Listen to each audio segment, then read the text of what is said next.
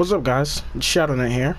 I'm bringing you guys another video once again of Neverwinter. I know it's been a while and I post pretty inconsistently, but you know, every now and again if I feel like it, I'm just gonna post a video of some gameplay. Different videos, of course. I mean, it's not always gonna be the same videos. Sometimes it'll be different, sometimes it'll be the same. It all depends on what you guys like to see. But what I'm going to be showing you guys today is my new build. It's completely new compared to the build that I had before in my previous videos. This is a 100% crit build, and I'd like to give credit to the awesome person who created it, Arsenal. If you want to take a look at this build, he wrote about it in an article pretty much on the website mmomines.com. And it's a really good build. It's a really good website too. It's, you know, for anyone that plays Neverwinter, if you want to find a build for your character and you've been looking around and you can't find anything, that's the place to go. It's a great place to just find builds, create builds, share your builds with people, and they work. They really do. And the best part is that people like Arsenal, what they do is they keep their builds posted. Well, not posted, but they keep it updated so that way people can see it. You know, they can know the changes, they can know that it's up to date and it's not still just an old typical build. Yeah, but without further ado, let's get right into it. Alright, let's get away from these enemies before I get clapped while I'm not paying attention. Just gonna stand in a little safe zone here. That's this guy. Okay, so first off, I'm gonna show you guys my feats. So for the feats, for the Hunter Ranger, I decided to go, instead of Storm Warden, I decided to go Pathfinder. That's along the line where you want to go for the build. For Arsenal's build, you want to have a character that can pretty much already start off by doing crit. For example, the Wood Elves or a Dragonborn. When you're creating a character, the Dragonborn is the best character for making this build. But if you're a person like me who hasn't seen it, the Dragonborn character as a choice, then I would suggest picking the Wood Elf. As Arsenal refers to the Wood Elf as the poor man's Dragonborn. I believe the poor man's Dragonborn, which is kind of funny because it's, you know, I can't exactly get Dragonborn, so I have to go for something lower. But it's fine, you know, at the end of the day, I'm still going to be able to make the build. So you want to get that, and when you're rolling your specs for that character, like, you know, for Hunter Ranger, it's going to mostly focus on strength, dexterity, and wisdom. As you can see here, you know, those are the three main highlighted. You want to try to get your dexterity and your wisdom as high as you can. On my other character, I managed to get that done. I have my dexterity and my wisdom at the exact same number at 18 starting off. I don't think it was 18, but I'm pretty sure I have it starting off. So they're both at 20 now. They're on the same level. Compared to on this character, it's level 70, and I have them, you know, one under the other. So every 10 levels, you just want to put 1 point into your wisdom and your dexterity. Just those. You don't have to worry about your strength, because all your strength really does for you is your damage over time, damage resistance, your resistance ignored, stamina regen. But your dexterity and your wisdom mostly focuses on deflection chance, damage bonus, AoE damage resistance, crit chance, control bonus, and control resistance. You know, that's what it mostly focuses on. For your feats, you want to max out your weapon mastery, which gives you 3% critical chance when it's maxed, so that way you have a better chance of getting crit. Give me 1 second. Looks like this. No, everything's good. That's an awesome ass companion. Next, you want to max out your toughness. You'll get 9% maximum hit points. Max out your agile combatant, where you, after switching stances, you'll deal 3% more damage for a total of 5 seconds. Then you want to put 2 feat points into your swift footwork, so you only get 4% stamina regen, rather than 10%, because it's not maxed. Then for endless assault, you want to max that out, giving you 6% more damage with encounter powers. For this build, you're gonna, if I'm correct, according to Arsenal's article, I could be wrong, so correct me if I'm wrong, you have the chance to either make your character, you know, powerful, doing the crit, not, well, I mean, he's always going to be doing crit, but doing most of the damage through his gear and the gear that he has, or through mostly his encounter powers, right? So, this is where Endless Assault actually comes in handy if you want to focus more on the encounter powers.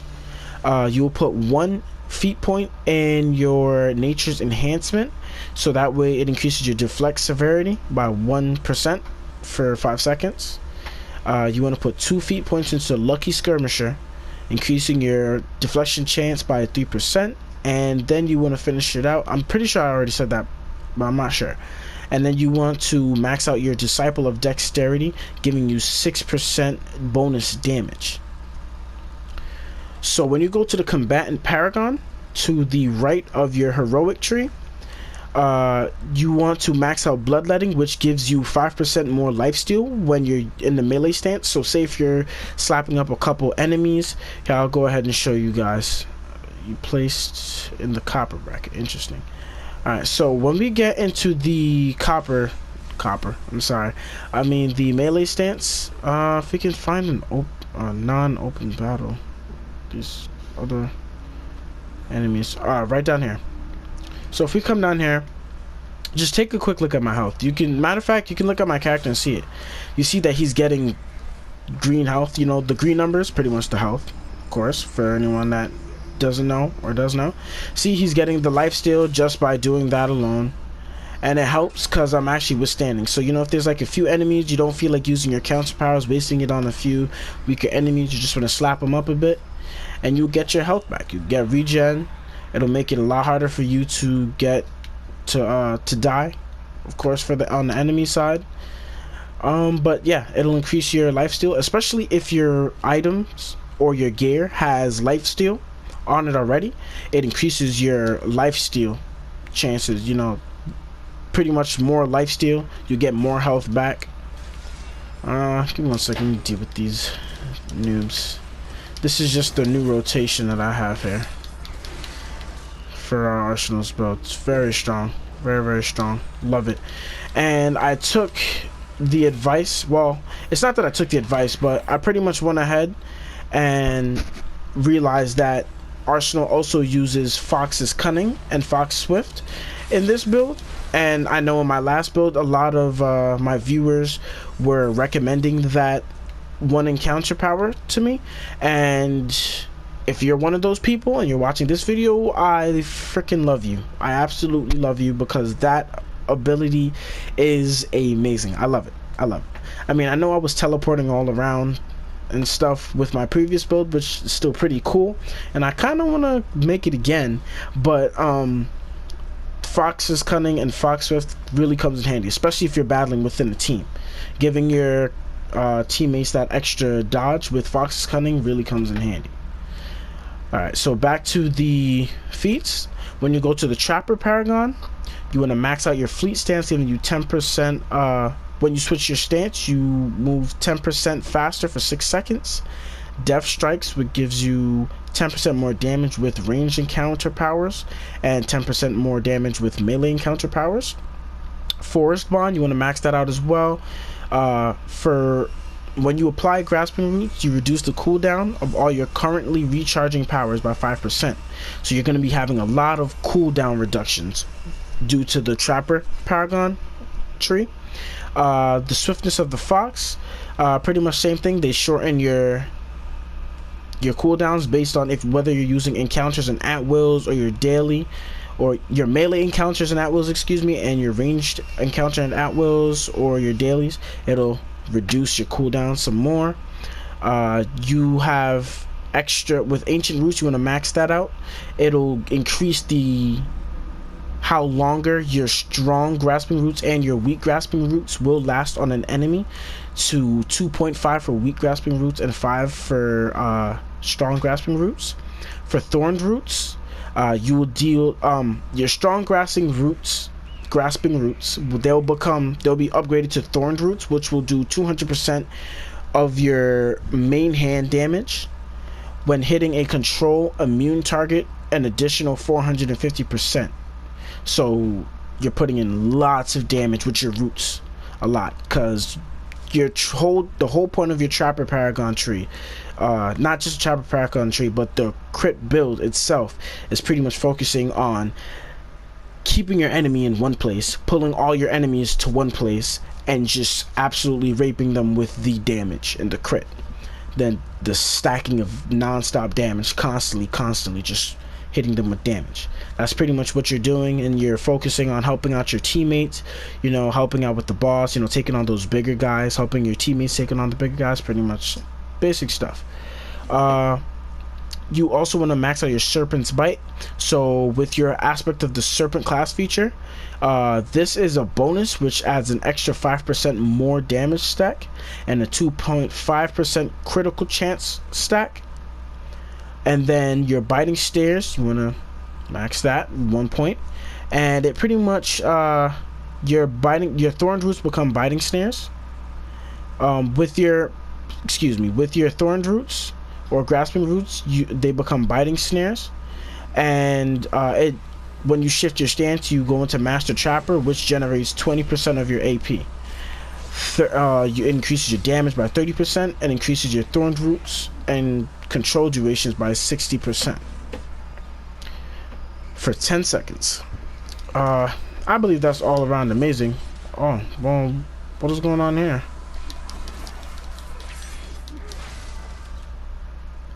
Well, easy wipe. Alright, now I'm just gonna go on ahead and I'm gonna show you guys the main powers that we focus on. So the powers that we're going to be using is going to be Rapid Shot, Rapid Strike, Seismic Shot. You want to have Forest Ghost as one of your dailies. Forest Ghost is not exactly the type of ability you want to use to sneak past an enemy, because when you get near an enemy, it actually strikes them. It's almost like a hidden strike.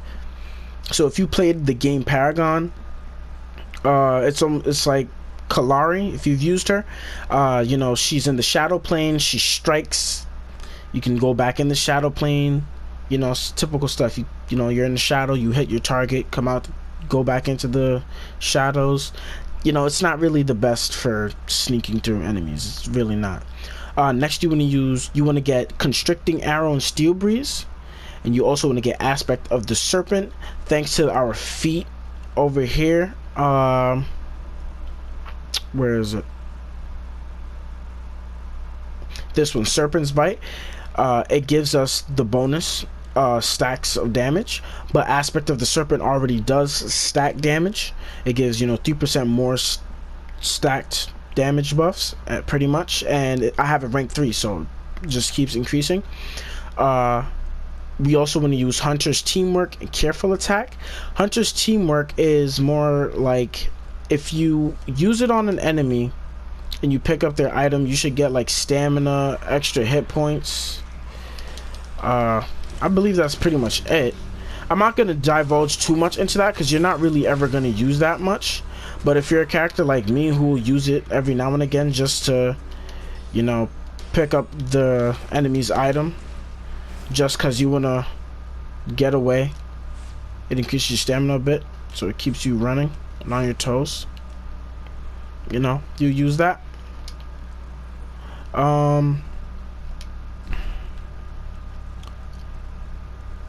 Next, after Careful Attack, is an attack that, according to Arsenal's article, you want to use that on a boss. So what it does is it targets the boss, but it doesn't make the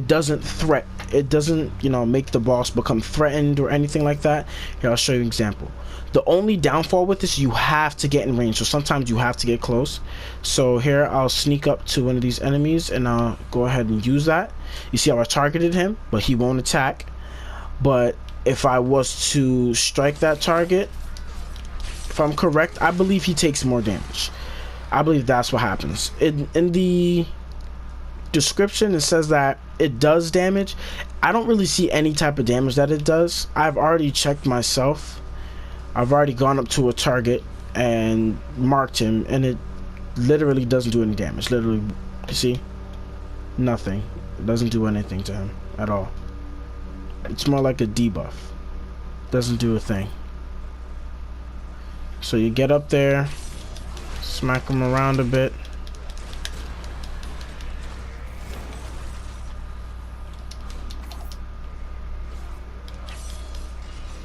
It seems like for your Fox shift, you actually have to stay within range.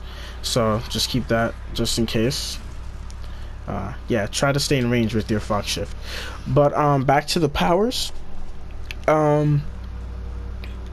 Then you're gonna want Fox's Cunning and Fox Shift. Fox's Cunning gives you 1 dodge, and it gives a nearby ally 1 dodge. So say if a boss was gonna use a super OP attack and you knew it was gonna just level most of your health, use your Fox Shift, but with the rotation you're automatically gonna already use it. And I mean your Fox Cunning, and you will dodge the attack. Automatic dodge. Here, I'll show you a quick example. Let's go find one of these enemies here. So you see we're gonna hit them. We're just gonna activate our O ability, and they'll try to hit us. Watch, and you'll just dodge. See, you dodged that whole attack. You didn't take any damage for that one attack that they did.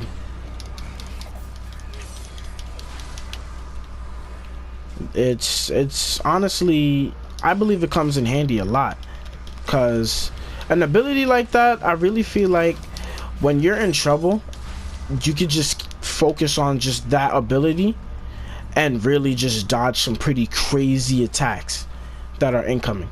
The only downfall with it is it has an 18.4 second cooldown. It's not too bad, because by the time you activate it, you're going to be putting your rotation into play, and you'll pretty much be smacking the enemies around the whole time, so you won't really have to worry about it too much. But back in the power tree, the final power you want to focus on is going to be Crushing Roots. No, excuse me. You're going to want Cordon of Arrows, Plant Growth, and Crushing Roots. What Cordon of Arrows does, you know, it roots your target. You know, roots it. It wasn't a lightning attack. All right, that was the other guy, but it does root your target, so you know it keeps them in place. And your Plant Growth is pretty much no, not that. It's when you do this ability, and just kind of, it's like an AoE type of root. I kind of like it. It's pretty cool. For Crushing Roots, that's your next one. That's your final class feature. What it does is your weak grasping roots, it dazes your targets, so it helps to daze your targets, kind of throws them off.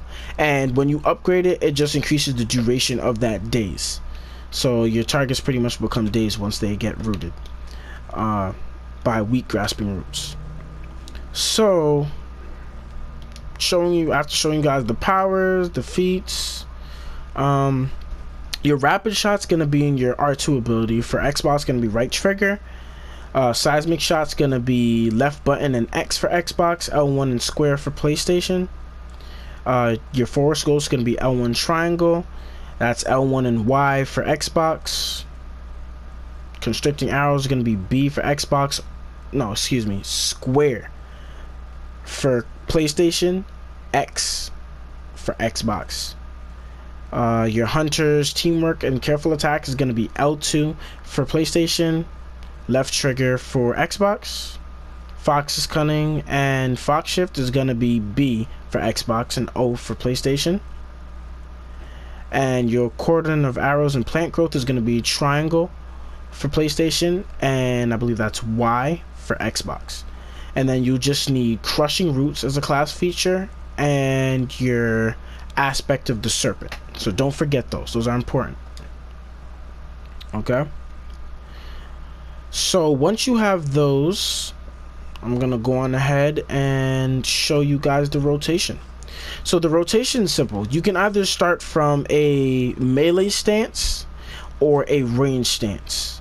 I personally tried out both. I tried it from the melee stance because I like the Fox's Cunning, the Fox Shift, which what it does is you pretty much run to your target and you attack them twice and you stop their run speed.